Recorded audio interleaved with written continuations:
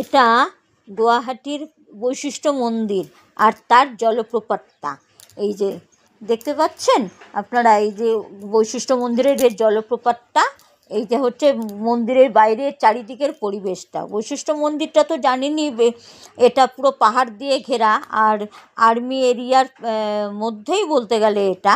এই যে দেখতে পাচ্ছেন, এই যে বৈশিষ্ট্য মন্দিরটা, এই যে মন্দিরটা, এই যে এখান দিয়েই শুরু হয়েছে মন্দিরটা। এই যে জলপ্রপাত, আর এই জলপ্রপাতে এখানে অনেকেই এখানে স্নান করে জানেন তো।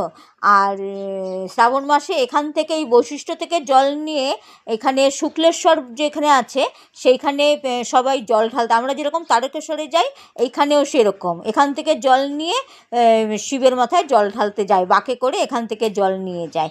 আর পুরোটাই হচ্ছে পাহাড় দিয়ে ঘেরা। এই যে দেখতে পাচ্ছেন, এই যে